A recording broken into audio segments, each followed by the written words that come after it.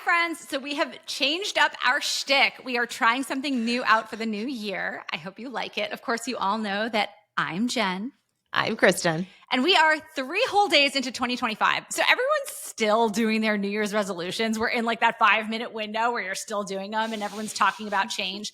But rather than talking about all the resolutions that we've made that we are likely never going to keep, I mean, I'm sitting here, I've got an entire bag of jelly beans I'm eating solo while I'm working here. So we wanted to instead do an inspirational and practical episode to talk about setting and hitting career goals in your own life with an eye towards long-term success and fulfillment. So we're going to bring on Kristen's friend, Valentina Savelyeva. She's a former investment banker and teacher like Kristen, who's now a best-selling author, and she's been named one of LA's top life and career coaches. And Val's going to talk us through goal setting, overcoming mental blocks, mindset shifts, and the actual science behind manifesting a career and a life that will actually bring you joy. So, Kristen, I see you're back in Boston. How's it feel to be home after the holidays? It feels good. I mean, I love Kiowa. It's nice. It's warm. It was 60 degrees down there. It's back in the bitter colds, but I love our house and it just feels so good to be home. Yeah, back in the routine is always nice. Yes. And my oldest had school today. And oh gosh, you guys are back in school? Well, only my oldest. My younger two, they aren't. But our nanny is back, and it's like she's like a magical fairy that just appears and like makes everyone's life easier. Yeah. So yeah. How about you? How was the new year? It was great. We are still without childcare or any any backup here, so it's still blocking and tackling. That's why I have wet hair. It's nothing short of a miracle that I got to shower today. So we'll take what we can get. Yeah. I did actually make some New Year's resolutions, even though we're like, oh, we're not going to talk about New Year's resolutions. But this is the farthest into the year that I've ever gotten while keeping them, which I think is amazing. You said it was procrastination. Yeah, we'll talk about that at the episode. Stop procrastination, not procrastination. Right. Although I did we're going to get into it. Val was kind of like, she's like, but why is it bad? I am of the Val mindset, because we didn't exactly talk about this during the episode, but we did talk actually on the Skinny On sort of about like tiger moms and stuff. And I am the total opposite. Like Jen is like pure tiger mom. I'm the opposite. That's kind of how I always am. Like I'm a very type A motivated person, but I also kind of just like live my life assuming everything's going to happen magically, which it would be like one of those things where I would go in college. I'd be like, well, I feel like going out and partying. I feel like going out. I know I'm going to get an A in this class. But then like when the time came, like I would work my butt off to make sure it happened. But it would be like, same thing with packing. It's like, I wait until I know it's like, okay, this is the amount of time I need and it's going to all get done. But I also like try not to worry about it until I have to. So, but anyways, it was a funny and interesting, comment that she made. But what are some of your other resolutions? So the ones that I've actually been sticking to, procrastination's been going well. I'm not going to lie. I think our conversation with Val actually did help me. So I'm really excited to share this with you guys. But my other resolutions are so fanciful that there's just no way. One of them, like the overall theme of my resolutions is better work-life balance, because I've gotten to a taste of the stay-at-home mom of older kids lifestyle over the past 2 weeks since my kids have been out of school. And like when my kids were 2 and 4, there was no way in hell I could have handled being a stay-at-home mom. But older kids, like 6 and 8, oh my gosh, what a delight. Like it is great. We're all like, we can cook dinner together. Like we can have conversations. We can play games. We can go for family hikes. Like we can do all the stuff that I actually enjoy. So I'm like, oh, sign me up for this. Like put them in school for a couple hours a day, have them come home. We'll do projects. Like this is awesome. So I do want to try to incorporate some of that more into my daily life. And like the actual concrete steps are, I obviously need to procrastinate less so I can get my shit done, so I can spend more time with my kids in the evenings. But then also, I bought a bunch of cookware and have been like cooking more meals for the family. And like the kids are so appreciative when I cook for them. So like all that good stuff. That's like the lofty goal that will probably fall by the wayside the second I get annoyed. And then the absolutely ridiculous goal that's never going to happen is I want to get stronger, but I want to get stronger in like an acrobatic way. Like I want to be able to do a handstand, maybe like one of those backwards walkovers, like where you can like flip your feet over your head, that kind of thing. That's what I'm really going for. And I don't know, there may or may not be some video out there that may hit the airwaves this month of us doing acrobatics in New York City. That'll be coming up. After watching our somersaults and cartwheels in that, I was like, we need to work on our acrobatic strength here. So that's my other New Year's resolution, is working on that. Speaking of being a parent to younger kids, so my 2 younger kids are here. My daughter just comes in bawling because her earring fell out. She doesn't know how to put it back in. So yeah, I mean, but no, I like the acrobatic and getting stronger. At some point I would like to start working out again. Sadly, I think that's going to be a Project 2032 exercise. It'll be a Project for me. Hail Mary kind of thing. Yeah, it's not going to be this year. It's not going to be next year. It's going to be a while still. So we'll see. Let's not make resolutions we can't keep. So I love that. No, yeah. So without further ado, let's bring Val on and talk about how to actually hit the goals that you set for yourself, rather than just making the goals of being an acrobat and having no idea how to go about it. Awesome. All right. So we are so excited to be joined today by Valentina Savelyeva, someone who I have known for over a decade. She worked with me in my old life. She used to do training for new hire analysts and associates all over the world. So she has a knowledgeable background of everything, investment banking, corporate finance, all that kind of fun stuff. I'm going to have her formally introduce herself in a second. But then she went on and now does spiritual coaching and mindset work and really getting into people's psyches to help them break through barriers and overcome challenges in their career. And so we're bringing her on this week because as we come into 2025, new year, new you, we want you guys to all, be your most amazing selves. And so we're going to talk to her about how to optimize your career, overcome mental blocks and mindset shifts and anything that we need to get into. But to start, Val, I'd love if you could just give us a quick overview of your background, and then we'll get into some of the career questions that we have for you. Sure. Well, thanks, Kristen, and thanks, Jen, for having me. It's truly such a joy. I mean, it's such a big question. Tell me your story, but let me just tell you some highlights. I'm probably the least likely person to end up on Wall Street, and that's exactly where I found myself at 22, 23 at JPMorgan. This is going to date me. I was born in Soviet Russia. Think command economy and then economy blowing up in your face, and talk about instability times 100, right? So not understanding anything about money, moving from that into the US, getting my education, of course, overcoming a lot of challenges as an immigrant family, and then getting my job on Wall Street. I'm the least likely person to be there. And yet that's exactly where I found myself, and I thrived. So the reason that I got there and the reason that I continue to stay and kind of rediscovering and reinventing myself is because I discovered my secret hack was my personal growth work. And I got into mindset work when I was 18. I picked up my first book. It's all about attitude and mindset shifts. And that's truly guided me back when I was still in my cold Russian life into my New York life, into my life training. I don't even know, thousands probably, Kristen, students over the decade when I Yes. did teach on Wall Street, having my trendy lifestyle and traveling all over US and Europe. I mean, I loved it. Mm-hmm. But what was important to me back then, and it's still important to me now in my private coaching practice and when I work with groups, it's really coming down to the basics and continuously checking in with myself. Am I living my life in alignment with my values? Am I continuing to updating my mindset and my operating system, which I'll talk about, so that I continue to perform at my best? And that's really what I do with all of my students, all of my clients. Anyway, I'm kind of getting ahead of myself, but you get a sense of kind of my life attitude. That's really what drove me for the last 2.5 decades. And that's really what I hope to inspire all of you today with. I always used to describe her as Tinkerbell. She just emulated positivity and warmth. And I mean, she would always get the most rave reviews.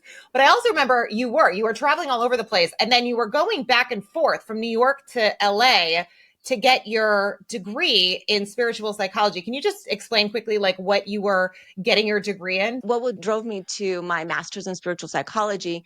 I mean, I've already been on the personal growth path for a decade, probably at that point, but I was always very interested in, well, not just to do more, but to do the right thing and to feel more fulfilled. Because I truly think there is a lot more to life than just doing more.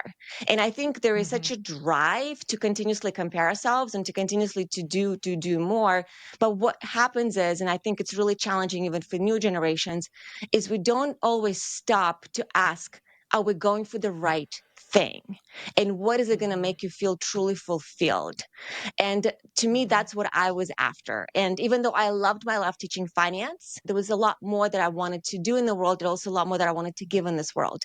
The degree in spiritual psychology is actually a blend of two things. It's one, it's traditional psychology, which really helps you upgrade your mindset, helps you work with your emotional regulation, basically helps you get yourself to a peak performance on what I call personality level.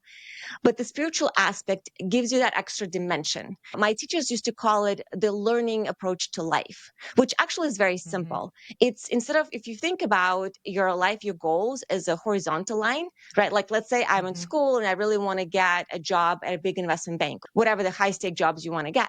So that's your goal line, right? But then there is also a vertical line. And this is kind of like that learning dimension in life. It's your growth. And that's what the spiritual aspect of it was. It has nothing to do with religion. It has more to do with how you approach and grow through life. And that gave me one of the most important dimensions to work with, because now no matter what I'm doing, be that coaching, be that, building a new relationship, I'm a mom, I'm looking not just at my goals, which I love, love, love goals. I think they're so exciting, but I'm also looking at this deeper dimension.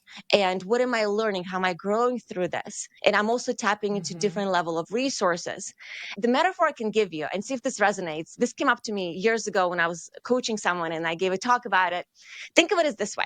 Kristen, imagine you are going from New York to Los Angeles, right? And there's several ways you can get there. One way is you can drive. And you can drive, like a beat up car from 20 years ago. You can get yourself a really sexy new Mercedes and you can drive, right? But you can also fly. So when you're driving, even if you're driving a super, sexy car, you're still limited by, the three-dimensional rules. It's only going to take you so long. If you start upgrading yourself and opening yourself up, wait, I can book a flight. I'm telling you this, the fastest car is not going to get you to LA faster than the commercial flight. So what the spiritual aspect of it does, what the learning orientation to life does, it helps you lift to that new dimension. You start playing by different rules.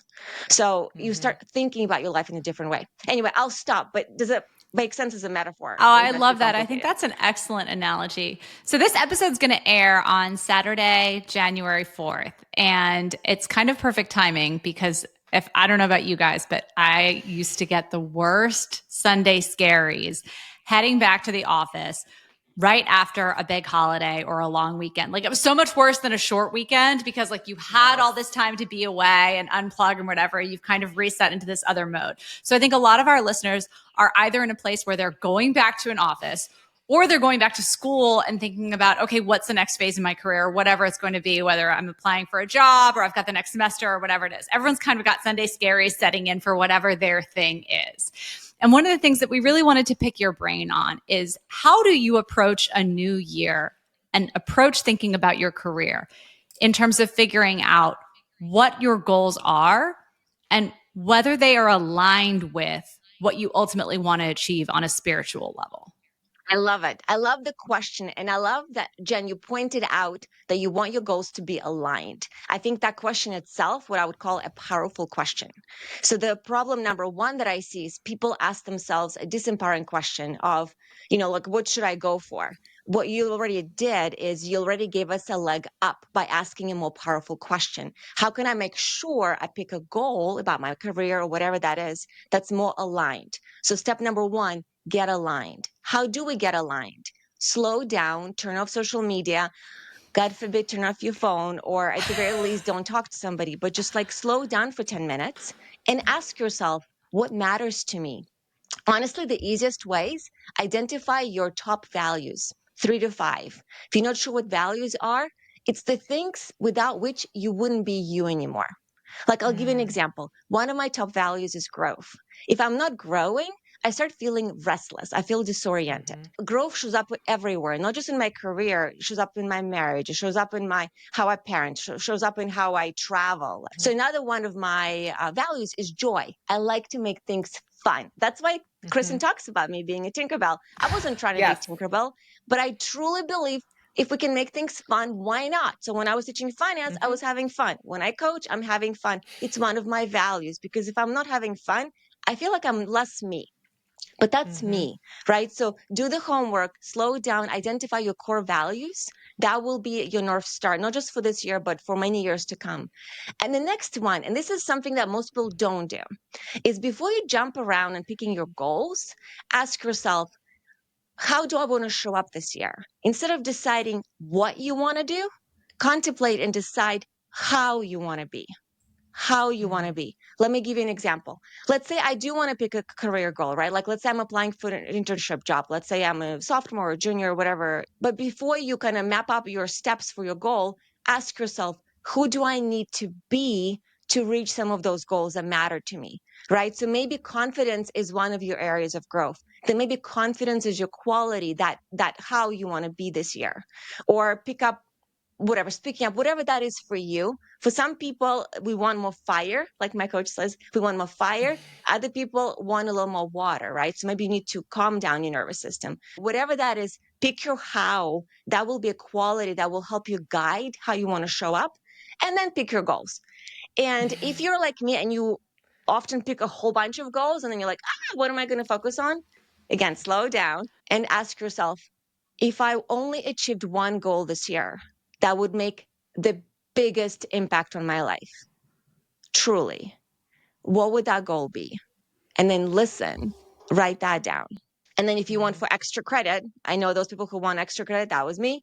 Also ask yourself, how would achieving this goal positively impact other areas of my life? Because let me tell you this, most goals are not achieved in isolation, right? So if you pick one goal, it's also like, let's say I'm going to get an internship. It's also going to positively impact other areas of your life, right? So like if you get more confident in your career, maybe you'll be more confident with your friends. Maybe you'll be more confident with dating. You see how there's a ripple effect. Anyway, so I'm going to come back to this. If you want to do one thing, identify your values. If you want to do two things, pick your quality for the year, how you want to be. If you want to do three things, add your major goal that will make the biggest impact in your life. For extra credit, connect that goal and see how that will impact positively all other areas of your life. All right, so that's your 4-step approach.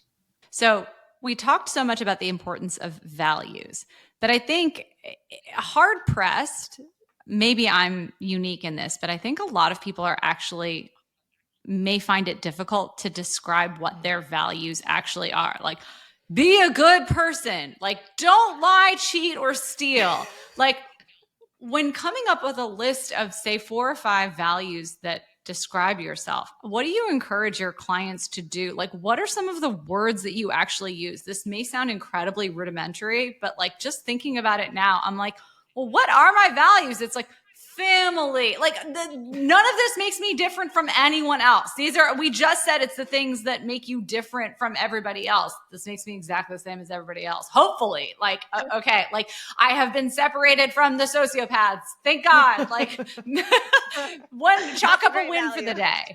But what are those, or what might a list of those values look like for someone who might be sitting at a crossroads, either at the beginning of or midway through their career and saying, hey, like, when I made the decision to leave the industry, it was because I valued like very specific things, but I'm not sure that they were my values changing from what they'd always been. It was more like I got to a point in my life where I needed to execute on those values, as in family is important to me. And I didn't think I could become the kind of mom that I wanted to be and the kind of wife that I just got married, the kind of wife that I wanted to be in my role at the time. So I exited that role, did those things, and then went on to do other things, right? But again, the value was like family. So like what are some specific values that you have either coached clients towards embracing or like that clients have described for you so that maybe our listeners can hear something that resonates with them? Sure. Yeah. I love kind of how you're trying to work through all of this. I love it. And what you brought up, Jen, is several different things. Actually, you brought up values, right? But you also brought up different life stages and priorities, right? Because that also has to come into the play. So if I'm 22 with the same values, I may thrive in my finance career on Wall Street. And Yes. if I'm 42 and like I'm a mom, whatever that might be, I may not want to choose that same lifestyle. Of course, I would be doing a different job at 42 on Wall Street. So I just want to kind of slow that down first. But in general, values, the easiest way to do it is literally Google a list of values. It's not that complicated. And but here's the thing. ChatGPT, what are my values? Yeah. Well, no. Don't ask ChatGPT. Be careful if in your mind you imagine like when you were telling me like be a good person, I would like imagine like a scary teacher telling you who you should be, and you're just like, oh no, I'm not that. That's not values, Yeah. not at all. This is your intimate experience of what matters to you, and you define it what it's like. So the first step is literally Google a list of values. Don't GDP, just Google the list and use that as a starting point because you want to kind of make it broad, right? Mm-hmm. So the values tends to be like connection, growth, playfulness, achievement, accomplishment, honesty, integrity, all of those just like big words that may not always mean the same thing to everybody. Mm-hmm. Don't be scared of those words, but also don't worry about getting it right. And here's why. Get your list, just get one list, don't overdo it. Seriously. And then kind of just go like loosely and highlight the ones that kind of stand out. And then you'll probably notice some themes, right? Like you'll highlight, growth, personal growth, accomplishment, achievement. They all kind of go in the same bucket, at least for me. And then just pick one word that would represent those and then define what that word is for you. Like Jen, you mentioned, for example, family, right? For somebody, family would be a value, and then they define what that means. You know what I mean? Maybe having a good work-life balance, maybe having children. For somebody, like one of my values is connection. To me, connection includes just connecting to everybody, be that my partner, be that my kids, be that my extended family, be that my clients, friends. Again, it doesn't matter, but what matters is that the way you define your value is something that makes you just kind of tick, makes you come alive. So the whole idea is that you feel like you. And the way you know you found a value, if you ask yourself, if I had a life where this was not there, would I still feel like me? You mentioned achievement as one of those values. And I'm just thinking again about our listener base for whom they're setting their goals for their career, either for the first stage of their career or for the next big phase of their career. And I think that that's a really good one to kind of use as a litmus test to suss out what it is that's important to you on the job framework. Because, achievement in school is a grade, right? Yeah. It's a letter grade. It's a, title at graduation. It's whatever. Well, achievement in a career looks very, very different across even just on Wall Street. Your achievement as an analyst at an investment bank may look a lot different than your achievement on the buy side, may look a lot different than your achievement at senior levels. It might be monetary for some people. It might not be for others. Like there's so many different ways to frame that. And if you can be honest with yourself about that, I think that's a really good framework in which to start that alignment process. Yeah. So I think one of the things I'd love to understand too is, look, we have a wide range of people who are listening, from people who are, honestly, some kids in high school, most are probably in college, but many are early in their career. Some are obviously later in their career and very senior. But for the population that's maybe a little bit younger, / the population that has maybe started in banking and is not sure if they want to continue. For a lot of these kids, a lot of them, I do think, want to have a positive impact on the world. And I think some might almost be conflicted because they do see banking and finance as this thing to aspire to. It's going to make them a lot of money. It's prestigious. It's a great exit. But they might also feel like, but I want to be doing good in the world. How can they come to, harmony with those two things that in their head might not be combined, but like, honestly, like they also could be? Like, how do they get clear in what they want to do if like that's kind of their mindset as they're thinking through things? Yeah. Well, I appreciate you bringing up this inner conflict that often does show up, and not just for younger people. I work with a lot of different professionals, from executives to people much younger, but that conflict shows up, and I call that kind of unconscious blocks, or when we have competing desires or competing intentions, and they pull us in different directions, right? So like maybe I do want to have a career potential. I'm curious about finance, and that's pulling me in one direction. I do want to make a lot of money, but at the same time, maybe I have conflicting beliefs, like thinking, well, to do good in this world, I need to do X, Y, and Z. Or maybe, just to throw a little wrench in the situation, maybe you grew up in a situation where people didn't have a lot of money, and maybe your parents even picked up beliefs that, you know what, people on Wall Street are all greedy, and that's all getting kind of programmed in your subconscious, right? So if you start feeling kind of stuck and being pulled in multiple directions, first of all, I want to normalize it. There is nothing wrong with you.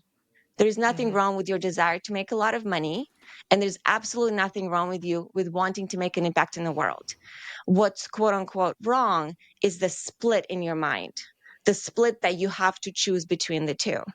And as long as you think you have to choose between the two, you will struggle.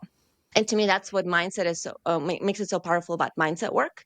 Is what you want to do is you want to align those two parts of you to move in one direction. And how can you do that? I mean, there's so many different tricks. So one way to align that is to, let's say I have a dream. I want to kind of lean into finance, but then maybe I have some limiting beliefs about people on Wall Street are not making as big of an impact as I would, and fill in the blank. So what you want to do is align your thinking differently. Start questioning your thinking. Well, how do I know that it's true that, if I work on Wall Street, I won't make a big impact? So really question your thinking.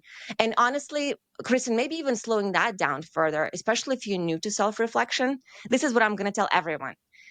No matter what you do, no matter what age you are, if you're not doing that yet, start writing things down from your mind. Start paying attention to what's in your mind, because you will notice research. I mean, there's been so many neuroimaging studies nowadays, right? So scientists, they're estimating there's between 60,000 to 80,000 thoughts a day that we have. Just pause for a second. 60,000 thoughts a day on the lower end. Can you imagine like consciously having to process all of those? No freaking way. So what happens is we have all those thoughts. A lot of them are run on automatic. So a lot of them are automatic thoughts. That's our automatic thinking. So that's why I may have automatic programming around, in order to make an impact, I have to do this and this and this. But let's say now I want to have a career in finance, and I'm trying to basically pull myself against this big weight of automatic thoughts that are not helping me. One thing you want to do is start writing them down on paper, obviously. But when I say paper, I mean your app on your phone, right? Let's be honest here. And start noticing. I promise you, even after a few days, you'll notice repetitive patterns. So first step, identify what that, I call them blocks or competing intentions are, right? So identify what is it for you. I can't tell you what it is, because for you, that may be, to make an impact, I have to be a nonprofit. To make an impact, I have to be an influencer. To make an impact, I have to donate a whole bunch of money to charity. To make an impact, I have to not be on Wall Street. Whatever that is for you, figure out what that is and then work with that directly. That's when you do the mindset work. That's when you question your thinking. That's when you can find evidence of the opposite. Find people who are doing exactly that you aspire to be. I mean, there's a lot of different hacks, but the step number one is to identify what that is for you, because I promise you, your unique wiring is different than, Kristen's, Jan's, my own, right? So that's why I want to make sure that you know what yours is first. No, I think that makes a ton of sense. I have a question for you. So let's say I have resolved or am getting to a point where I'm comfortable with some of these issues, right? And I've said, okay, I know what I want to do. I want to be a private equity GP, but I'm 21 years old. So like that's a few years off, but I know it. I know that's what I want. It aligns with everything that I want. But that's a goal that like, it's a big lofty goal. And there's about 25,000 steps that need to all happen in order for me to drive there, like you said, let alone for me to fly there. How do I keep myself on track for that goal today? If I'm 21 years old or 25-year-old or however old I am when I finally figure out what it is that I want to do when I grow up, how do I position myself on the path to get there so that it's not 6 months out and I'm feeling completely overwhelmed and saying, well, I'm not a private equity GP yet. I've been thinking about this for 6 months. Like it's never going to happen. I might as well just give up and go be a fry cook. So how do I set realistic goals? I find that this is something that Kristen and I struggle with so much because I'm always like, we should do yes. And Kristen, I literally called her today. I was like, wait, I have this great idea and I'm going to pitch it to you in 8 minutes. And by the end of this, like, we're going to like create a whole new app. And she's like, yeah, okay, like cool. So have you thought about literally even step 1 of 25,000? I'm like, too much thought involved. I don't want to do this anymore. This is a dumb idea, right? Like this happens all the time. We're big dreamers and terrible operators. So like, how do you set goals incrementally to make those big dreams happen? I love how you describe your dynamic with Kristen. I can totally see that. I think I actually think that's your asset because you need both. That's the truth. You need both. You need someone or a part of you, right? Like if you're listening, and we all have that part. You want to develop that part that knows how to dream big. Because let's be honest, if you don't dream big, I mean, you're not going to get very far. And that is a skill set, believe it or not. So I'm so happy you guys have it.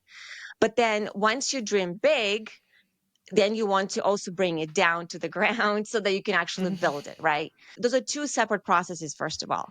So I wouldn't do them all at once. Don't try to create reasonable goals while you're trying to dream big. It's just not going to work. It's like they're literally different parts of your brain. It's the right and the left hemisphere of the brain. That's why it's hard to do both, right? So part of the creative process, stage 1 is when you really open things up. So that divergent stage, like you really want to open up all the possibility. You want to shoot for the stars, and then you want to gather as many inspirations, right? So like stage number 1 is I have my clients gather a lot of things that inspire them, that move them. That could be images, that could be podcasts, right? Like that could be resources. I know the courses you guys have, such a fantastic resource. Put everything together, like identify like what moves you, what resources people that you've talked to. It's not even a brain dump. It's like this visionary, expansive universe. Let it land somewhere. I like apps. I use X-Tiles. Like when I created a little project just even for this podcast, right? Like I'm like, what am I inspired to bring forward? And just let it land somewhere. And then step away from this because that was part of your right brain hemisphere working. It's all about thinking big. It's not going to bring anything together.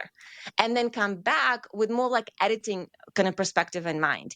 And now think about it. Okay, like what do I actually want to bring down? And now this is not the step to think big. Now it's all about converging, right? Like that's the second stage of the creative process. Same thing with goal setting. Now let's go ahead and take some of those visions and pick, a SMART goal.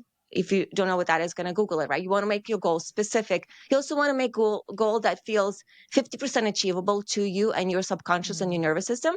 Because if you feel like your nervous system feels like, whoa, that's out of whack for me, you're just going to keep sabotaging yourself. So pick a goal, even if it's less than maybe what you were shooting for, scale it down for now so that you can get to that next stage. Like going in an elevator, right? Like I'm on the first level. I want to get to the 15th floor. But right now, I don't even know, the concept of elevators haven't been invented yet. So for me, I need to get to the 3rd level to even realize, wait, I can go higher, right? So don't try to go all the way to the top right away, but just pick the direction and start moving. So pick a goal that's 50% believable, that your nervous system can handle. And you know that it can handle if you're not procrastinating. If you start noticing yourself procrastinating, or I know. Val, you have hit my like trigger word. Oh my God. I am the world's biggest procrastinator. The irony is I was literally on the pre-call. I was like, Kristen, my New Year's resolution is to stop procrastinating. I have been procrastinating about getting to the New Year's resolution. It has been my New Year's resolution since I was about 6 years old. Procrastinating is my biggest. I have lots of flaws, but if you had to stack them up, I do think procrastination is my biggest flaw. How do you stop procrastinating? Okay. Well, let me ask you this, Jen, and tell me if you want to play. Oh, this is like a therapy session. I love it. Yeah. Well, it's coaching. I think it's even better. Okay. So Jen, what do you think you get out of procrastinating? Literally nothing. Anxiety, misery, feeling worthless, the inability to like take a nap. Like it's terrible.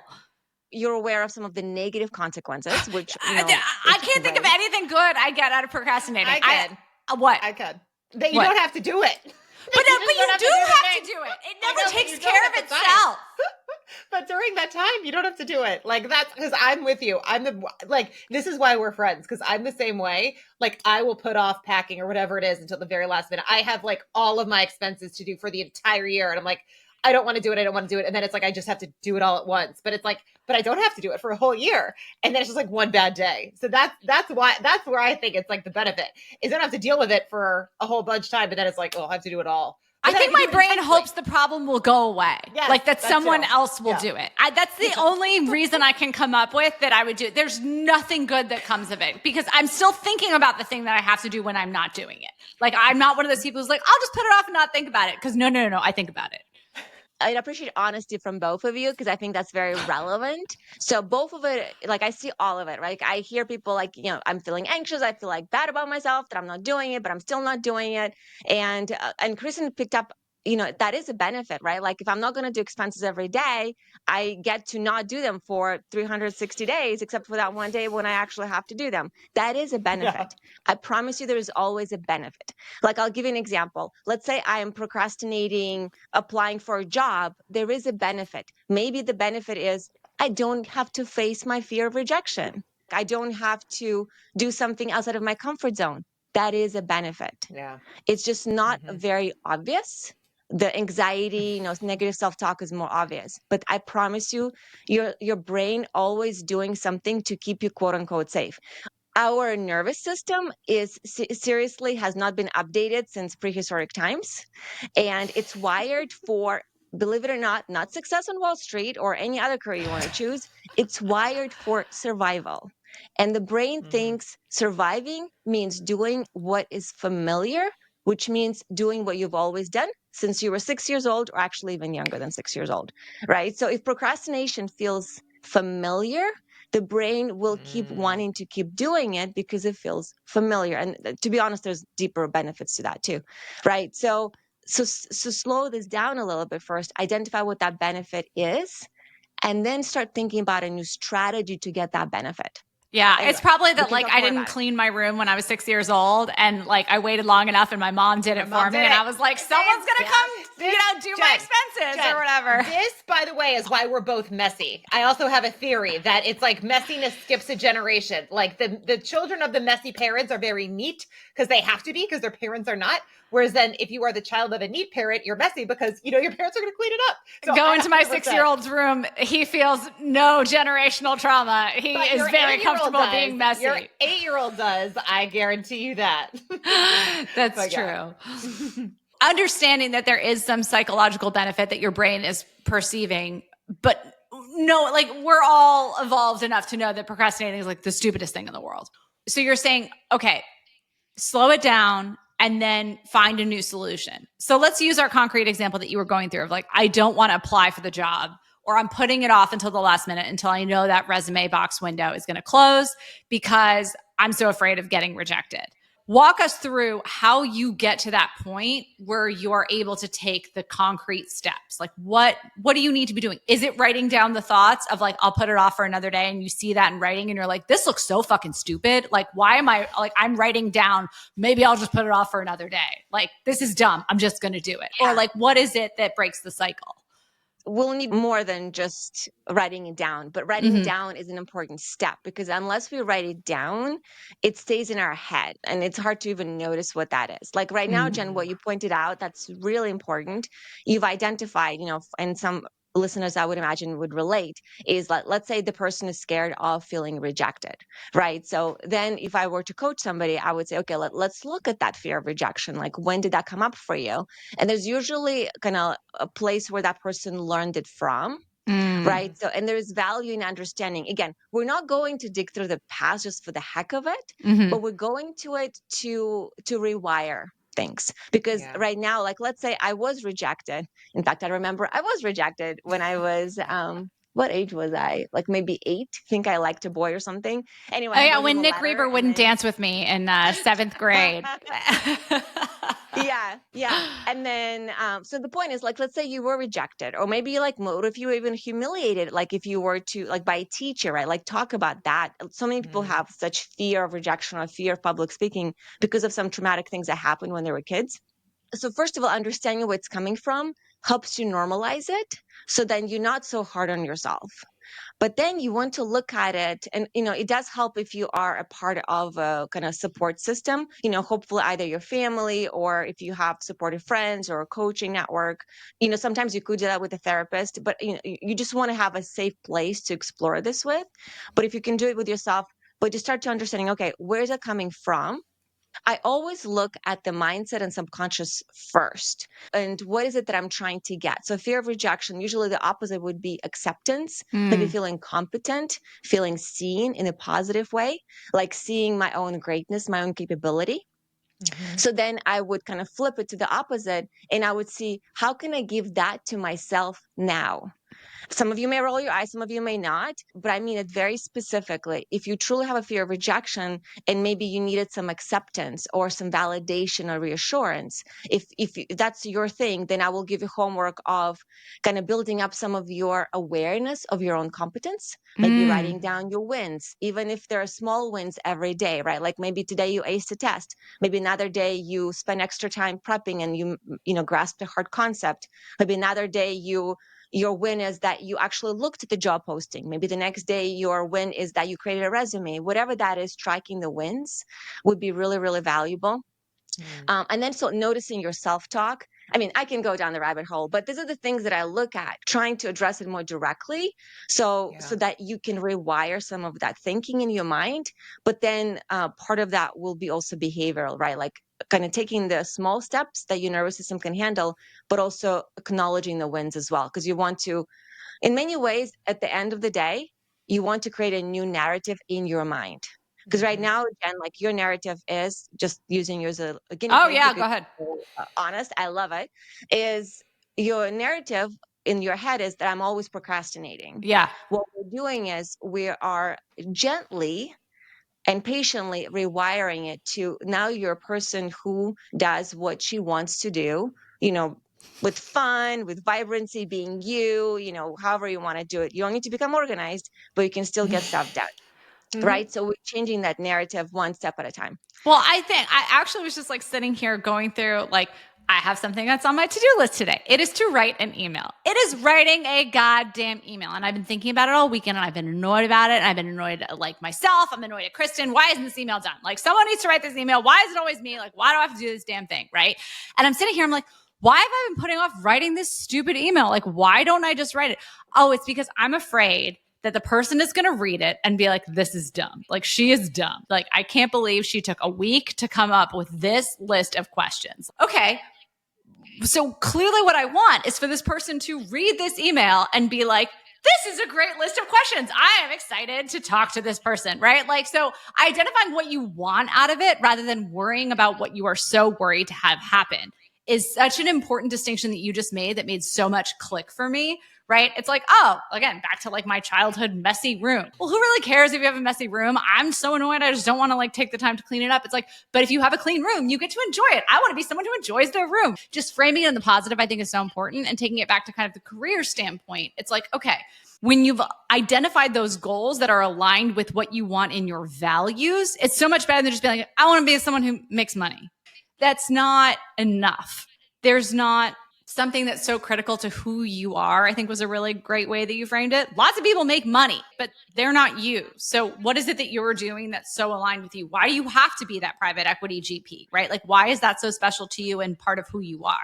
And then that makes it much easier to be like, oh, I'm going to get this job application in because that's the first step towards making me into the best investor that I'm going to be out there. And I'm making an investment in myself by filling this out and getting it done. Framing it in that way is that's such a light bulb thing for me that I'm 40 this year. No. Like, would have been nice Yeah. 35 years ago.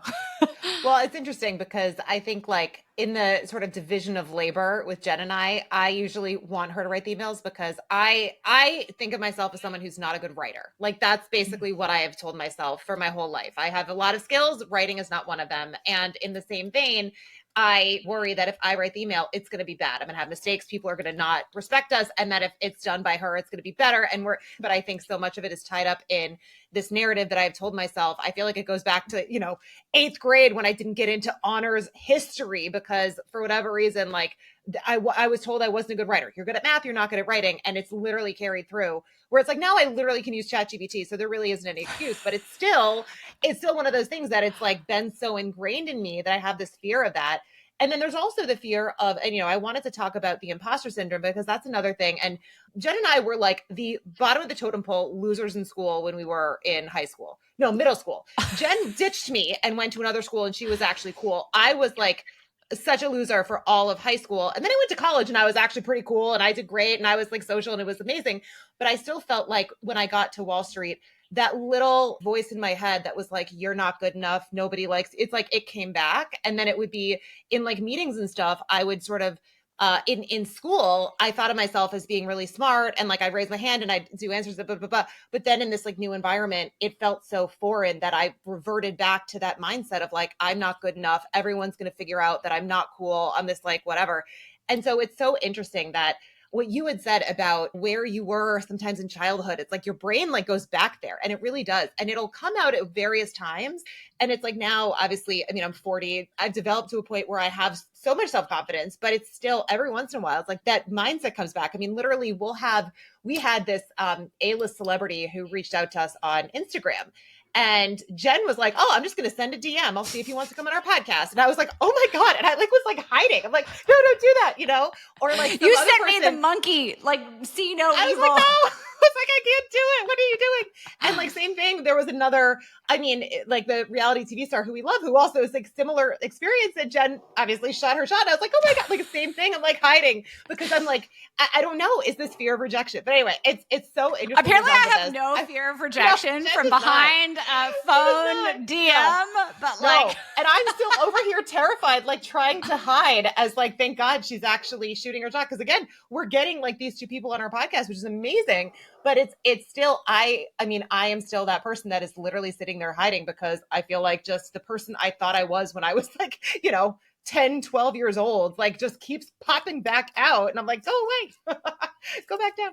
So I feel like this is something that we get asked all the time from, people message us on Instagram, constantly asking, how do I overcome imposter syndrome? And from our messages, it does feel like it's something that is more common in women.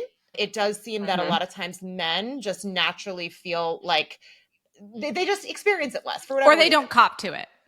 Or they don't cop to it. That's true. That's true. I think that definitely could be a big part of it. But I'm curious if you have any, I guess, tips for our listeners for how to overcome imposter syndrome, because I think that when you're going into these incredibly high-powered jobs with these incredibly successful people who are some of the brightest, how do you go in and present yourself in a way that you don't feel like you don't belong? Like, how can you overcome that?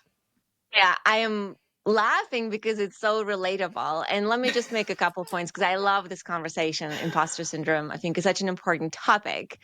Well, first of all, let me normalize it. Yes, both men and women have it. And I remember one of my earlier executive coaching clients was a male and he was a VP in a pretty big healthcare firm. And he had a major imposter syndrome, right? So it definitely happens for both men and women.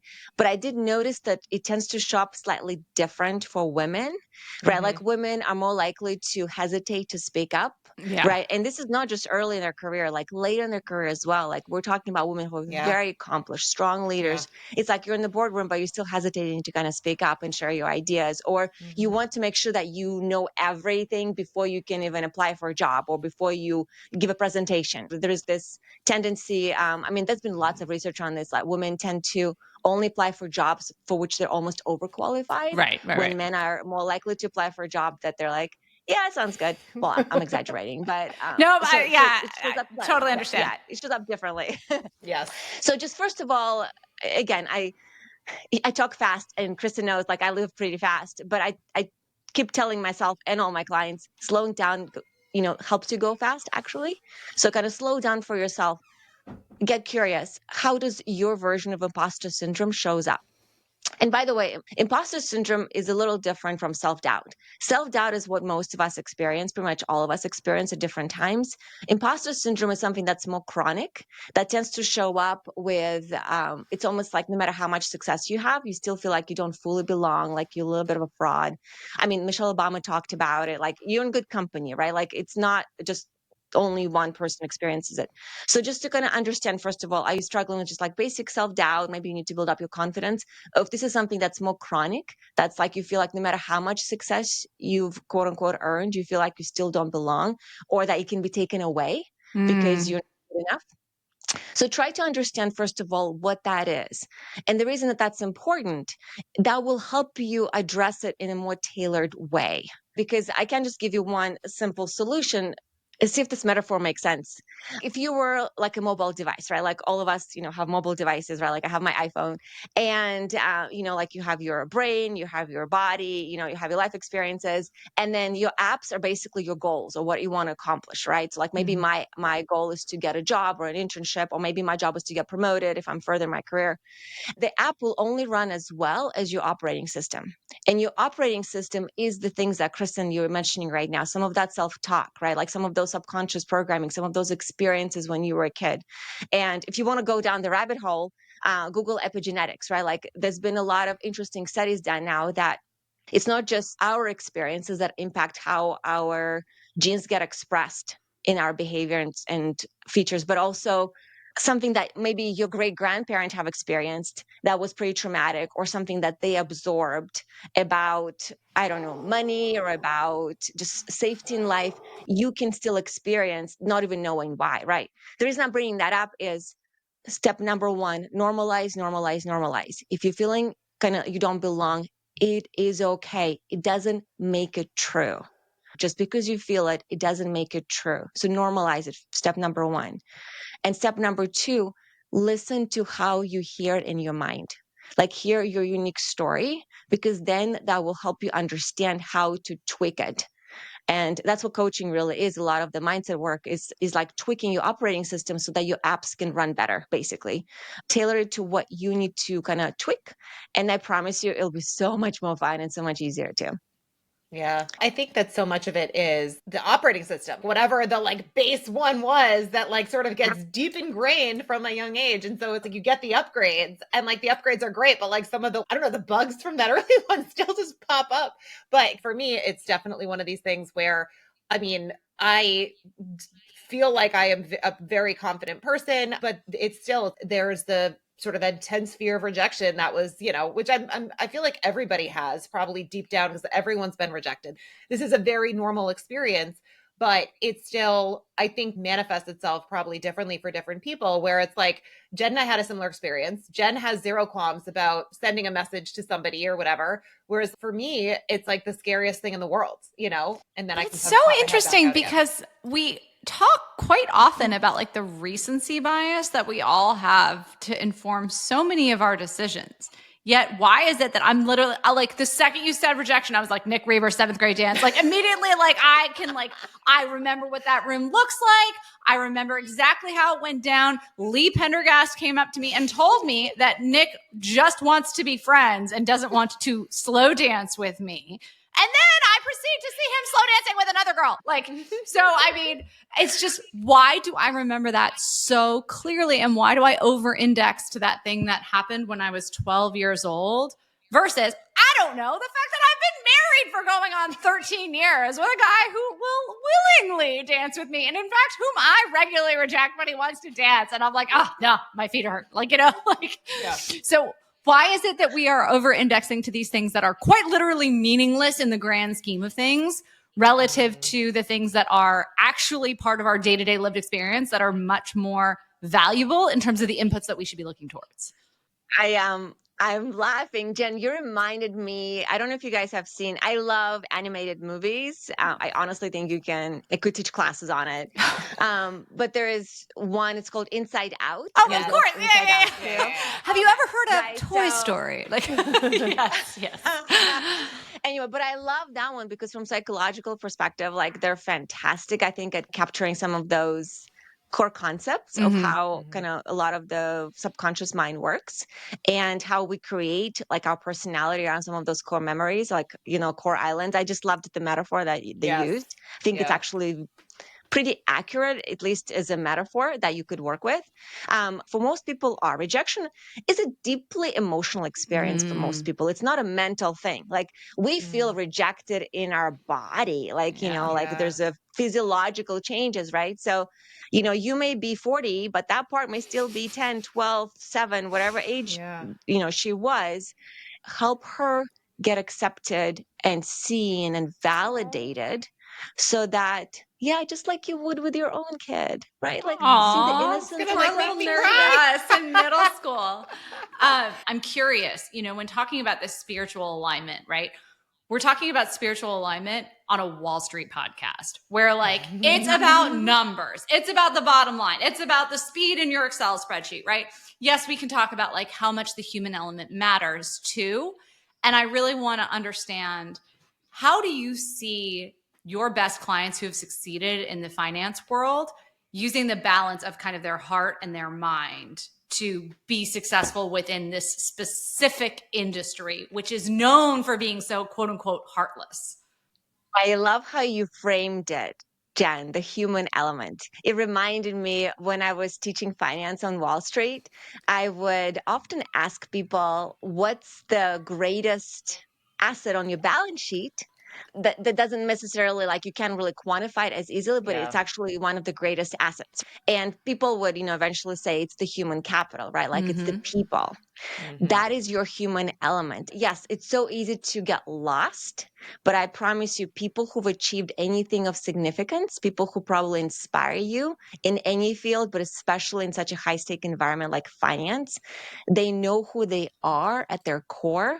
They may talk about whatever they need to talk about, but they know who they are at the core. They know what matters to them. And the people Yeah. who don't burn out are the people who know who they are. And what that means is, yes, you can have a spiritual inclination, but you don't have to. But you need to know what matters to you, what your values are, what matters to you as a person, and why you are in the career that you're in, right? Let's say it's finance. That's going to be your North Star. That's going to be your spine. That's going to give you so much strength. So when things I get thrown at you, and I promise you they will be, I mean, I remember I was first year at JPMorgan and I was the analyst in a roadshow, which was really awesome. I was flying in private jets. I was the only analyst who got to fly in a private jet with the client. But I also remember I was the only woman on that Of team, course. right? So it was Yeah. me, like a few other bankers, and then it was the team from the tech client. They were all men too. So here I am, as an analyst. Back then, you carried the books, and I'm wearing heels, and all the men don't wear heels. And we're running to our first meeting of the day, and in New York, like my heel gets stuck in one of Oh, the those. I forget greats. what they're called. Yes. Yeah. Oh my God. And I'm like, I can't move. And I'm holding the freaking books and they keep walking. Nobody's stopping to like catch up with me because I'm the analyst. Anyway, so things like that happen. Anyway, you need to know how to handle yourself. You need to know how to handle your emotions. You need to know how to handle your nervous system, but you also need to know how to center yourself so you can do your best work. Right. So it's really the skill of nervous system regulation. Right. I know you love yoga. I would talk to my bankers back in the day, even like, what's the number one thing in yoga? It's not the poses. It's not how you bend. It's breathing. Believe it or not, when I would teach students how to do formatting exercises, and I know in your courses you guys focus a lot on Excel. It's so important. But here's the thing: if you're trying to crunch numbers and you're not breathing and you stress out of your mind, you cannot do your best work. So knowing who you are, knowing how to regulate yourself, that your human element will help you perform better. And you can Yeah. call the industry heartless, whatever that might be, but you need to know where your heart is. And I use heart much bigger. It's not just your Right. emotions and Yeah. crying because, like you're watching a movie. It's something so much more rooted. It's like the roots of your tree. It's not just like this feeling that like blows in the wind. It's something so much more powerful than that. Well, I also think so. My husband and Jen's husband both work in the industry. And I think for them, they're very good at what they do. They love what they do. And so much of it is it's the people they work with. But also, I think their core value is being able to provide for their family and make a great life for their kids. And like, it's not about them. It's not about the money. It's about what it represents. And also they're like high achievers. And like, you know, at the end of the day, I think so much of it for a lot of people in college, the money is, it's like the grade. It's almost like a lot of these people are not even going into this career because it's the money alone. It's the money as the representative of the grade, of being able to get the like most prestigious job and all that. But like ultimately when they're there figuring out, is this still what you want? And so it's like that question of, okay, what I'm doing on a day-to-day basis, is this still in line with the values? And I think, you know, back we were saying, it's like, it still can be depending on what the rest of your values are. Are you picking charities that you want to donate to, or you know what I mean? Like you can still, and also I think like we've talked about this a bunch before too, where it's like, I mean, the fact that we live in the United States where access to capital allows for the creation of businesses and the creation of, again, amazing products that can save lives. Like it's not necessarily this inherently evil thing as people are thinking about values, because I have seen, you know, so many people that have gotten into the industry maybe are 2 years in and hit this question mark of like, what do I do now? Do I keep doing this? It's not fulfilling. You know, I haven't met a partner. I know for me, that's what happened. We haven't really talked about this broadly, but I left banking because I just didn't feel like it made me my most happy, authentic self. I wasn't dating. I wasn't like, I just wasn't happy. And I was like, I need to be doing something that lights me up, and teaching always lit me up. So I was like, I'm going to go do that. Even though everyone was like, what the hell are you doing? That's the stupidest thing in the world. And it was the best decision for me at the time. What you're saying, Kristen, is really, really important, especially for since a lot of listeners are relatively new in their career, trying to figure it out. People often come to me. I can't tell you how many people always say, like, I want more clarity. Like, I want to get clarity on my career. I want to land my dream job. I even wrote a book, Get Clear on Your Career, many years I ago. remember. And it's actually a misnomer that it's a dream job that you need to get. I like to think about building kind of like a dream career as a direction. You pick a direction, right? So how I got into finance is, I mean, I was curious about it for sure. And my friends were doing an investment banking case competition with Goldman at the time. And I thought it was fun. And I did it. And we made it into the final rounds. And we did this big presentation. And I met some bankers. And it was just fun. It was stimulating. I was definitely driven to achieve and get money for sure, because, I was an immigrant. I needed to provide for myself, but that was not my main driver. I was really driven by curiosity and I just loved being stimulated in that way. Yeah. So what I always tell, especially people younger, is think of a job as not what it will do for you. Just completely change your mindset. Think of your career in is like a combination of two things. One is you picking a direction, and you want a direction that will help you create the strong foundations, right? Like learn a lot, develop your skill sets. You want to play to your strengths. And banking definitely is a fantastic foundation for that. Mm-hmm. But the second part of your ideal job is not the job itself. It's not what it's going to get you. It's what you're going to bring to it. It's your attitude. And that's the learning, orientation, right? What you want to learn about yourself. I'll tell you this. Investment banking was such an intense experience. I very quickly realized who in my life mattered to me in terms of friendships, because I had so little time to spend time with. I had so many friends back in college. And so I really had to trim it down, right? Like I realized what my values were better. I also saw what my strengths were better too. So use it as a way to keep refining how well you know yourself. And then, some of you may stay in finance because you're so driven. Providing could be a big driver, but I would imagine they probably also really enjoy the actual activity of doing what they're doing. Like you have to like it You have to a large degree. Yeah. But what happened for Kristen, what happened for me is, I mean, I love numbers. I can nerd out on Excel any day. I mean, I still do. It's so much fun. And when I was in finance, I realized that what lights me up is one of the things, by the way, I always watch for clients. Notice what lights you up specifically. As much as I love number crunching, what lights me up is, first of all, connecting. That's one of my values, connecting to other people. Teaching is something that I've always loved, but really seeing the impact, like knowing that I'm positively impacting and seeing people improving the quality of their lives. And believe it or not, when I was teaching finance, I would go into, like a big investment bank or boutique investment bank, whatever firm I was in, and I would tell them, hey, you think you're here to learn about Excel, but here's what you're going to actually do. You will learn how to improve the quality of your life. Mm-hmm. And here's why. Yeah. Because after this class, you're going to save at least 30 Yeah. minutes a day because of your efficiencies, right? Like, Yeah. and I'm sure if you take Jen's and Kristen's course, you can save a lot more than Yeah. 30 minutes a day, right? Add up the hours. That's like 2.5 hours a week, 10 hours a month, 120 hours a year, right? Like, Yeah. add that over the lifetime of your career, right? So it's all about improving the quality of your life. That's how I taught finance. That's how Mm-hmm. I coach now. Same thing with the coaching work, right? Like you fix one of those core stories, you stop procrastinating, you start believing yourself more, you apply Yeah. for a better job, you get a better job, you perform better. Maybe you get a 20, 30, thousand extra bonus the first year. Maybe you get extra 50 the next year. Maybe then you get a better job the next year after that, right? Like you'll accumulate hundreds, if not millions of dollars. Again, this is not something that I can promise you, but it's Mm-hmm. something that I've seen and it happens fast, right? Because there's Yeah. like the accumulated effect, right? Same thing with time. So to me, it's about knowing what drives you. And to me, it's about quality of life. And that's why I teach, that's why I coach. So to me, that was kind of the pivotal shift. But I wouldn't have known this, just like Kristen, unless I Mm-hmm. started with where I Yeah. was at, which was my investment banking 2-year program. Mm-hmm. It's so funny. I actually wanted to go back to one quick thing, Val, because in the very beginning, you were talking about, when you get in line with your values, it has spillover effects in the rest of your life.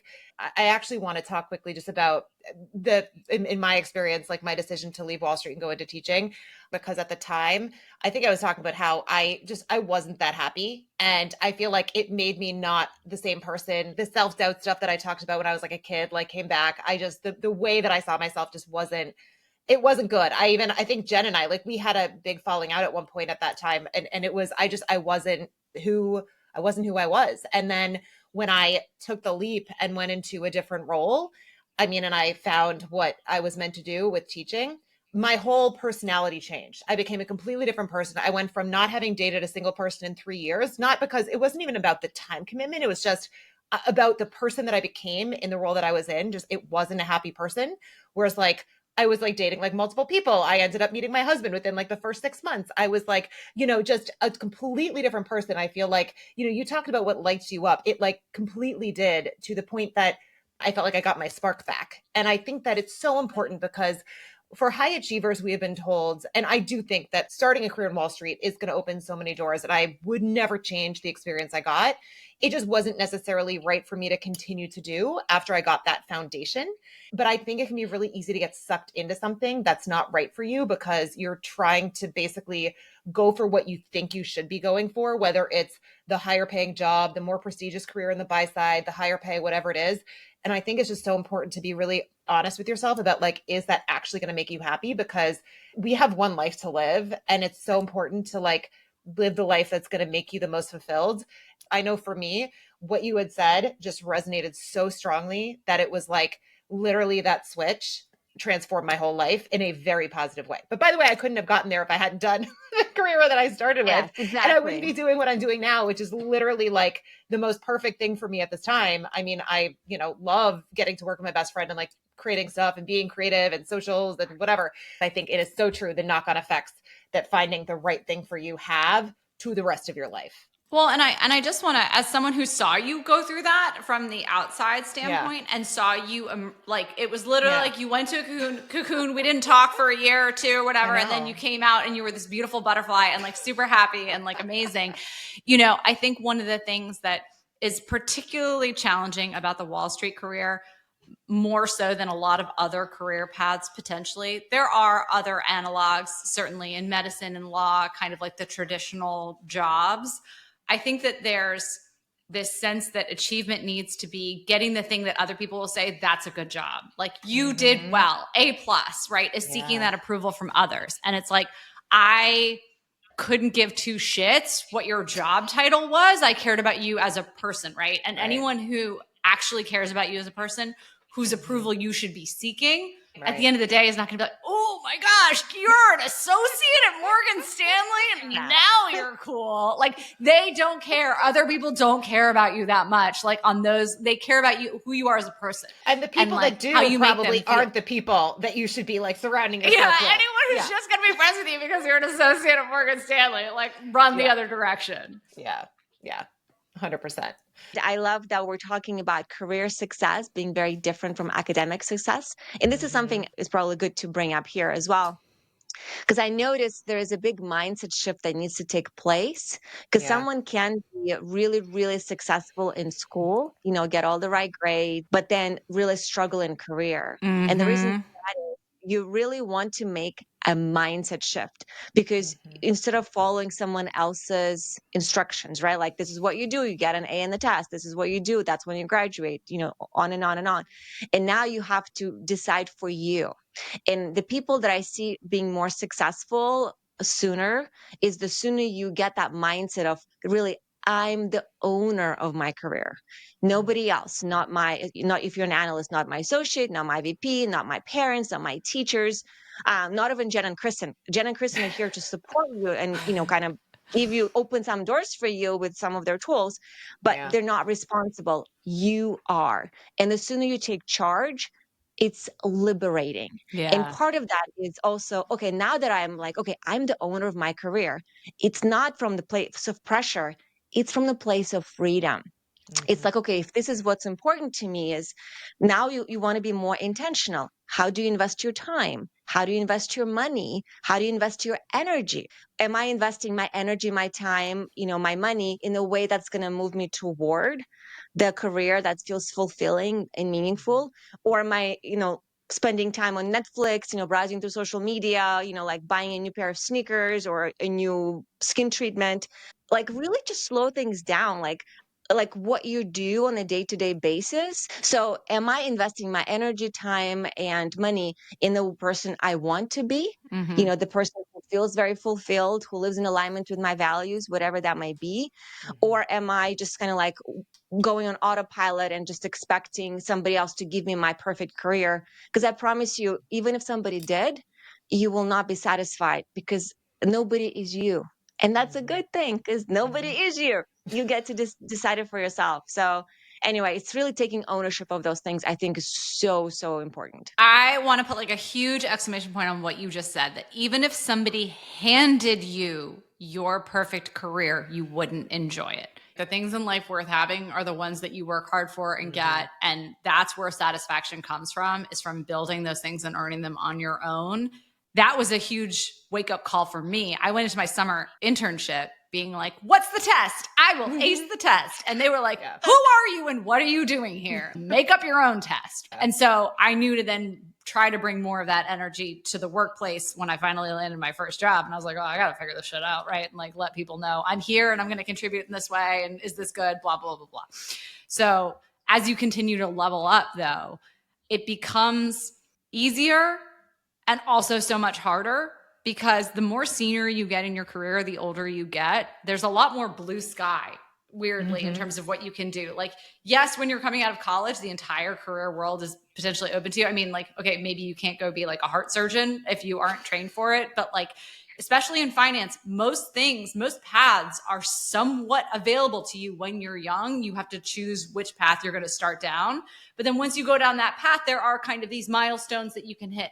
Once you get more senior, all of a sudden it's like, okay, well, you were doing this, but like, you're a big deal now. And like, you're an MD somewhere. You can go be an MD somewhere else doing something totally different. They'll probably give you a business if you're good enough. How do you make those choices then at those really senior levels where you kind of like almost, you have like carte blanche again, right? And I know this sounds like an amazing high class problem to have. It's scarier. It's so much scarier, right? I'm going to go be an Instagram influencer with a podcast. Like, Jesus Christ, that's fucking terrifying, right? Like, it's so, and I mean, I wasn't even an MD when I made that decision. I had exited the business 10 years prior. Like, that's way worse. So I'm just curious, Val, like, what kind of advice do you give to those people who are really senior, who are stressing about taking the next big leap in their career that probably is not in any way, shape, or form linear? First of all, I just love how you describe all of it. And a lot of women that I've worked with are mid-career, right? So they would be dealing with exactly what you're describing, Jen, is they show up and then for different reasons, right? Like either they feel like they kind of got to the stage that they wanted to get, or they just really want something different, or maybe there's another reason they want to really shift into a new field. And the biggest fears that they're facing is how do I not lose everything I've built? Like, how do I not lose the experience, the pay level, whatever that might be, and then kind of switching into something new and even discovering what that is at the level that they're at. There's definitely a lot more designing in place. I like to think of that as designing your career or designing your life. So it's very different from just like, oh, what's the cookie cutter job I should apply for? It's never, just get that out of your system, right? So we want to design something that's more tailored, especially for someone who is at the level of sophistication that they would be at that point. And I mean, again, I would just get my whiteboard. I'm such a teacher. I still do this. And we put a lot of things on whiteboard, right? What lights you up? What are the strengths? But again, you'll be surprised how many people don't do this. But can start asking bigger questions, like what legacy you want to leave. Like some people start, thinking about that, like what matters to me, like what do I want to leave behind? Not because you're going to die, hopefully not for many, many, many, many years, but it's really like what truly moves you. What is the legacy you want to leave? Like what's the impact you want to make on the world, and what's meaningful to you in the way that you contribute. And also checking in with the life stage, right? Like if your life stage, all of us are moms here, right? So, and my kid is younger than yours. I mean, kids take a lot of time, and you decide what kind of a parent you want to be, right? You want to kind of check in with yourself at this life stage for the next 5-10 years. What's the life work balance I want to have? And what does that even mean for me? That will impact the way you design your next career move, right? So when I coach somebody who's about to retire from their traditional career, switching to their next career, because nobody really wants to be retired nowadays. It's so boring. No, just never. live your life, do cool things. So I feel like people don't really retire. They're just going to upgrade to a new career. That's really cool. But I would coach them differently because they have different demands on their schedule versus somebody who has a more structured life demands, be that managing the family and so forth. Anyway, so I can't give you a direct answer, but it always starts with a big whiteboard, and you put things that you are clear about and that matter to you. And then it's a creative process. You're designing a career, and you move pieces around, and then you get inspirations. You talk to some people, and sometimes it's creating a job with the same firm. Sometimes it's creating a business. Sometimes it's, finding a position. I mean, I had so many clients where somebody created a job for them because they were so clear what they wanted. So they would share, they would offer that. And then the company would be like, oh my God, this is great. I'm going to create a position around this. Right. So, but that clarity needed to come from them. And it came because we whiteboarded it, not just because they were walking around with that description in their head. Something that I found, I heard this once and it 100% resonated with me.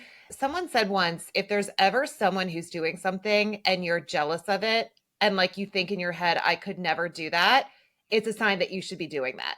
And I've had that multiple times. Yeah. Where I was like, that I would love to do that, but I never ever could do that. And then did. Again, I like go back to Lindsay, my friend, Food Freedom Fertility. We had her on our podcast, and she started to educate people. And I was like, that actually seems really smart and cool. I could never. And then, or like having a podcast, I could never. I would not, you know what I mean? Like, I don't, or even like wanting to like work with you at one point. I remember like I had this vision of this when I was like, Jen and I should start a podcast. This is like years before you ever came to me. Yeah, and I don't know, it was in my head, and I never ever thought it would materialize. Wait, okay, I got to figure out what I could never do and then try to go. Let me talk about it, because I think a lot of people do feel jealous or envious. They may not speak about it publicly, but a lot of people, pretty much most people that I've worked with, had those feelings. And sometimes it shows up as, like, oh, I wish I could have that. I wish, I could do this, or I can't believe she's doing that. I actually get excited when I hear these things, and here's why. So what usually happens is there is some part of you that gets turned on by whatever that person is doing. It comes to life. And that's the part that matters, right? Because like when, let's say Kristen was kind of being inspired by podcasters, there was a part of her that got lit up by the idea. That's wisdom for her. But then the other part that, may show up differently for everyone, right? Like maybe, oh, I could never do it, or I don't think I can do it, or it's not a good time, or maybe a fear. It's usually a fear of some kind. When you combine fear with that inspired idea, you create jealousy or envy. But if you separate the two and you just look at fear more neutrally, or you actually do some mindset work, all you're left with is inspiration and possibility. And that's, to me, that's such valuable guidance, because that is how you get guidance for what inside of you wants to express through you. And that's when we get our best ideas. And I know, Jen, you're great at that. So No. anyway, I think that that's so interesting because I had to do like a lot of work on myself. I think as an only child, I grew up very inclined towards jealousy, as in like a dog that's jealous of toys, like a dog that guards. I literally used to eat my food like this. Now, granted, I had a very aggressive, omnivorous cat that would try to steal the broccoli off your plate as you were eating.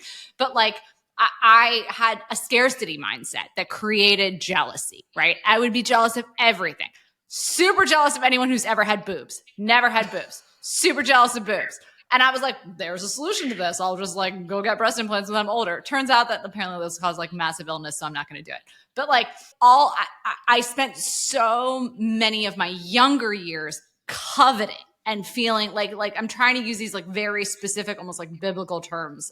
I felt like life was a zero-sum game. And if someone else had something and I wanted it, I resented them for having it. And once I realized that it wasn't a zero-sum game and that like there can be infinite resources kind of if you create them for yourself, right? And everyone's like, oh, well, there's only 100 spots in Goldman's analyst program. Go work at Morgan Stanley. Go work at JPMorgan. Go work at a hedge fund. Go work at a private equity firm. Like there are a bajillion ways to make your own thing if you are so jealous of this thing that someone else has.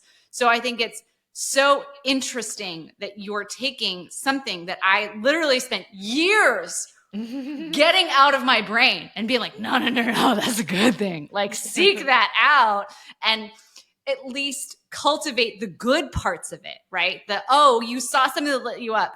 Again, I don't know what to do about the fact that when I see someone who has huge boobs, I light up and I'm like, well, I really wish I had those. So like, we'll deal with that later. We never really quite solved that problem.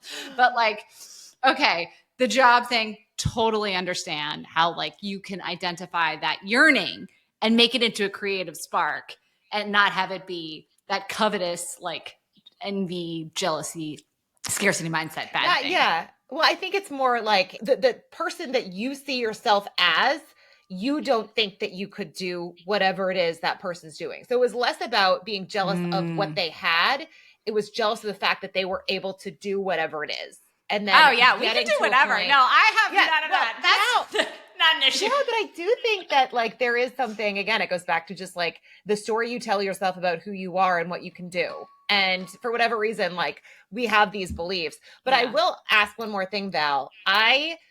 I'm not really a spiritual person, but I fully believe in like manifesting in the sense that like you put things out into the universe. And I do believe they have a way of materializing.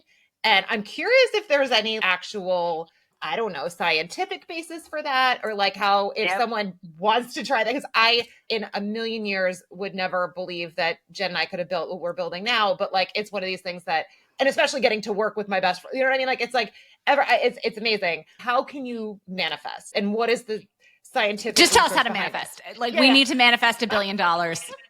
Let's go. Well, let me answer both of those questions because there is science behind it. And by the way, I love manifesting and there's actually pretty solid science behind it. So you can nerd out on science as much as you want. Google reticular activating system, RAS, reticular activating system. Anyway, so basically the way that it works, it's a network of neurons. It's in your brainstem. And basically what it does, it acts as a filter. Because think about it, your nervous system, your mind, your body, right? Like we're all exposed to so much stimulus in each second. Our system cannot take it all in. We would overload, like you would just explode, right? So what happens is the brain developed this, and this is very wise, there's nothing wrong with you, is to filter all those sensory, all those inputs through this very specific filter, RAS. And what is that filter?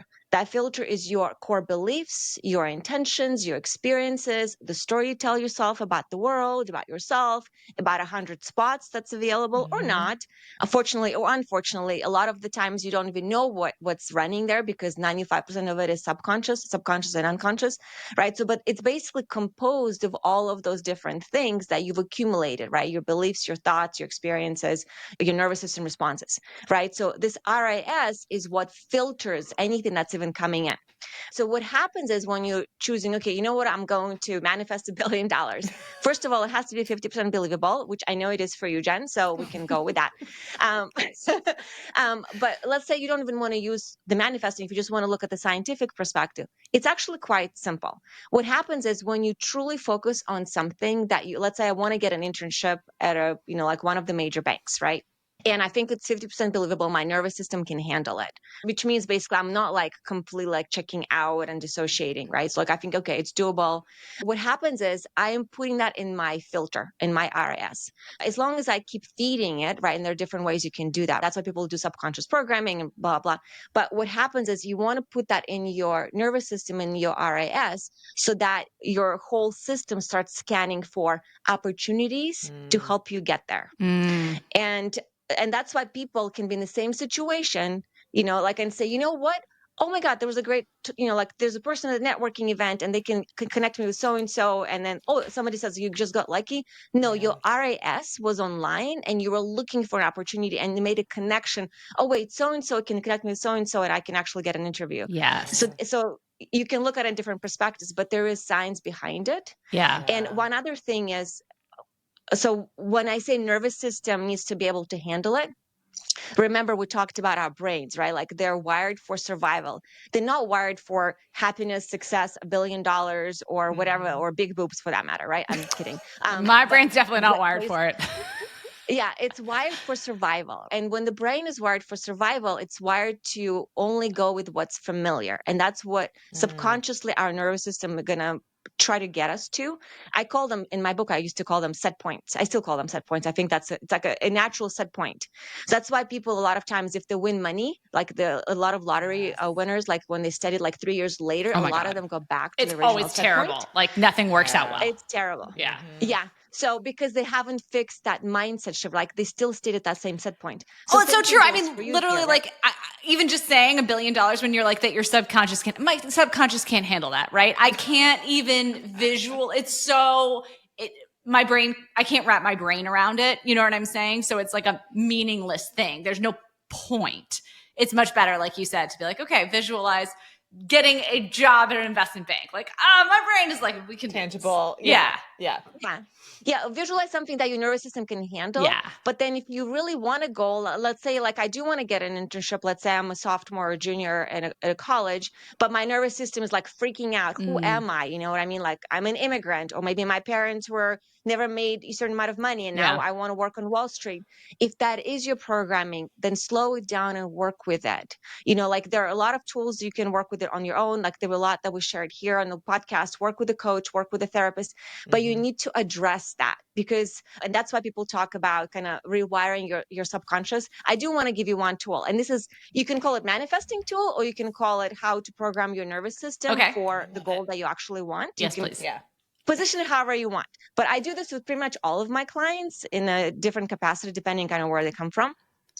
I got the idea for it from actually when I was getting my master's in spiritual psychology, but I call it an ideal scene. And what we do is, let's say you have a goal, right? Like my goal is to get an internship at an investment bank, and you go ahead and describe what it would be like to be at that job, right? And also I like to include some things about the process. It's not very complicated. Keep it positive. The reason for that is it's not because your nervous system wants to be like cherry, although mine probably is. I'm joking. It's because subconscious, think of a kid. They don't understand no's. They only work in absolutes and they only work in the present. There's no concept of time. It's not linear.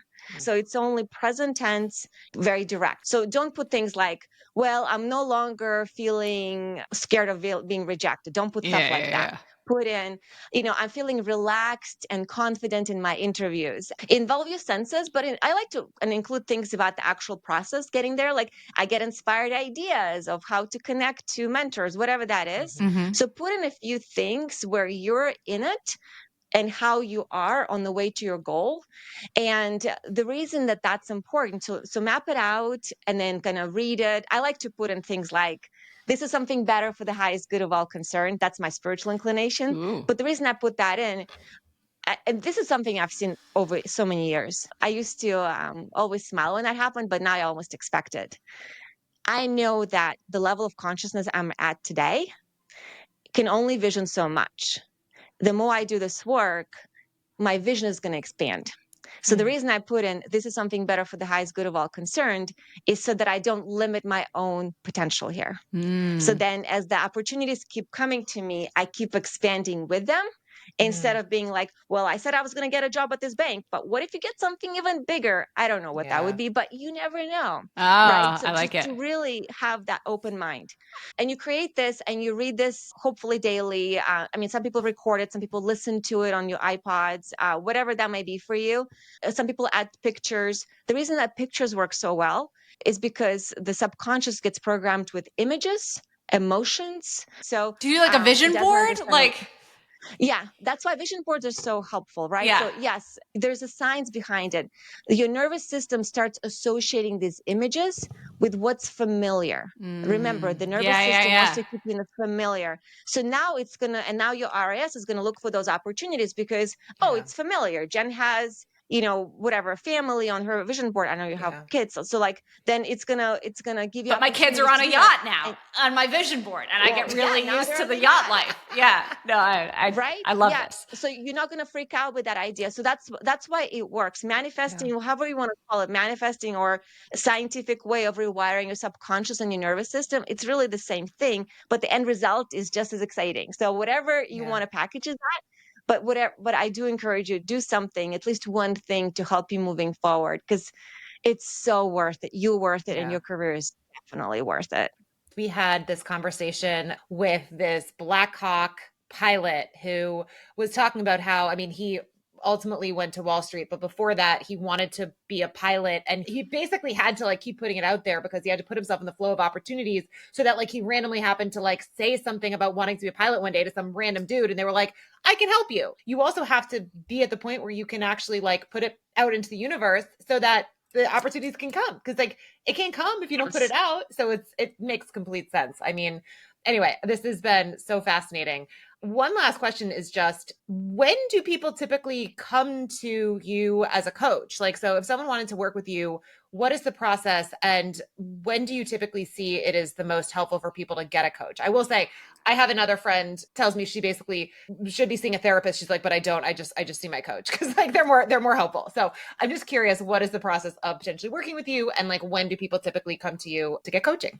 Well, I appreciate you bringing it up that your friend said that she could see a therapist, but she sees a coach, because to me, there may be some overlap, but to me, therapy is really, really important, especially if you have what I call big T trauma, something that's very traumatic that you really need to process.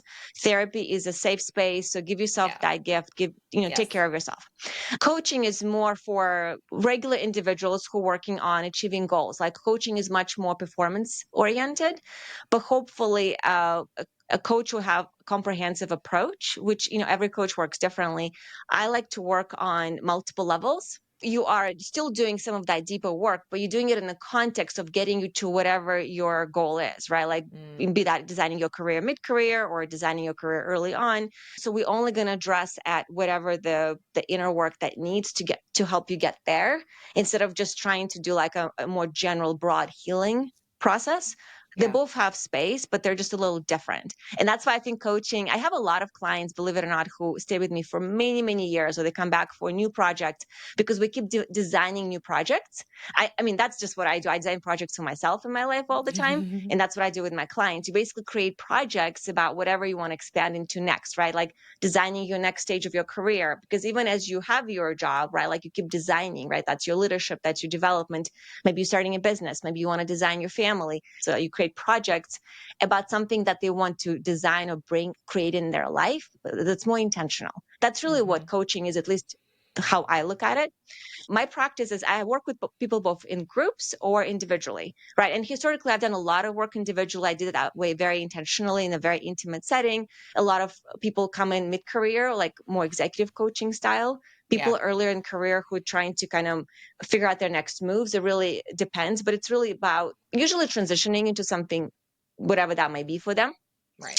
I mean, I've worked with people in their 20s. I've worked with people in their 50s, 60s, maybe. Yeah, like I think most of my clients are in like 30s, maybe early 40s. But I've worked with clients again in the 20s. I think the principles are all the same. I mean, when I got into coaching in my own personal development growth, I was 18, right? So please don't wait. In fact, like do whatever you can now. Like don't wait. It doesn't mean that you need to hire a coach, but do something to get yourself going. So when I work with clients individually, I mean, it's pretty high touch. It's like creating a tailored PhD program for somebody designing their goals. So I usually vet people pretty well. You know, like people kind of send me information. I get on the call. Then we'll figure out kind of how to take it from there.